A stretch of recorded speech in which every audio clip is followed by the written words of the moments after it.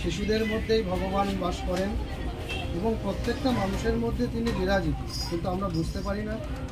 শারদীয়া উৎসবে নিগমানন্দ যুব সংঘের মানবিক উদ্যোগ। শারদীয়া উৎসবের পঞ্চমীর দিনে ইসলামপুর ডিমরোল্লায় অনুষ্ঠিত হলো এক অনন্য সামাজিক কর্মসূচি। এদিন 10 থেকে 17 বছর বয়সী বেশ কিছু দুস্থ ছেলে মেয়েদের পাশাপাশি বয়স্ক মহিলাদের হাতে বস্ত্র বিতরণ করা হয়। একই সঙ্গে সকলকে মিষ্টিমুখও করানো হয়। এই কর্মসূচির আয়োজন করে উত্তর দিনাজপুর জেলার নিগমানন্দ যুব সংঘ।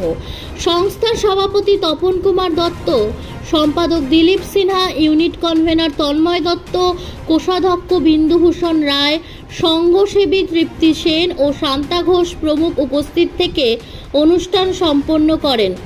পর্যবেক্ষক হিসেবে ছিলেন তরুণ কুমার দত্ত।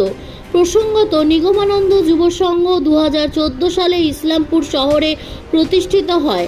নিগমানন্দ মিশন হালিশহর আসাম বঙ্গীয় সারস্বত মঠের অধীনে পরিচালিত এই যুব সংঘ সারা বছর ধরে নানান সামাজিক কার্যক্রমে যুক্ত থাকে। বন্যা ত্রাণ, blood donation camp, medical checkup থেকে শুরু করে 24 ঘন্টা সাধারণ মানুষের সেবায় কাজ করে চলেছে এই সংগঠন।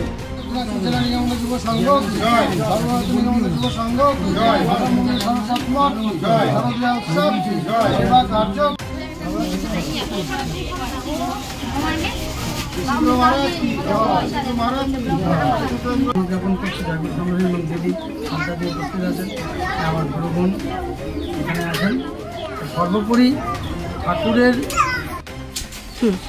আমরা আসামবঙ্গীয় সারস্বত মঠ হালিশহরের নিয়ন্ত্রণাধীন সর্বভারতীয় নিগমানন্দ যুব সংঘ এবং তারই একটি শাখা উত্তর দিনাজপুর জেলা নিগমানন্দ যুব সংঘ শেষে ঠাকুর মহারাজের ভাব আদর্শকে কেন্দ্র করে তার যে জীব জ্ঞানে শিব জ্ঞানে জীব সেবা যে উদ্দেশ্য তিনি সমাজে প্রচার করে গিয়েছিলেন, তারই নিমিত্তে মাত্রে আমরা আমাদের একটা ছোট্ট প্রয়াস, গত পরশুদিন আমরা আর একটা ছোট সেবা কাজ করতে পেরেছিলাম। যেহেতু শারদীয় উৎসব আমাদের বাঙালির সবথেকে বড় উৎসব, এই উৎসবে অনেকেই আছেন যারা প্রচণ্ড নিম্ন অর্থ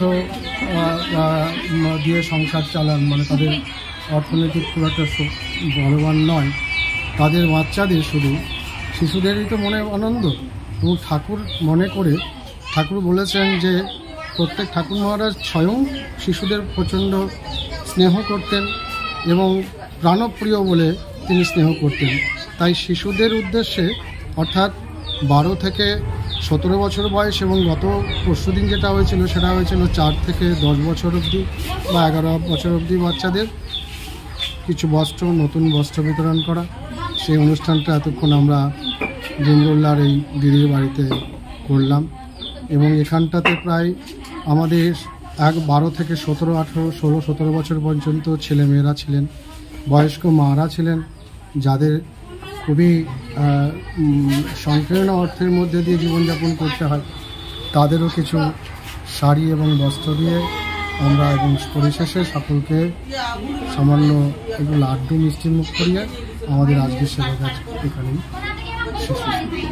এখন আপনিও রিপোর্টার, আপনার এলাকার যে কোনো খবর পাঠান এই নম্বরগুলোতে।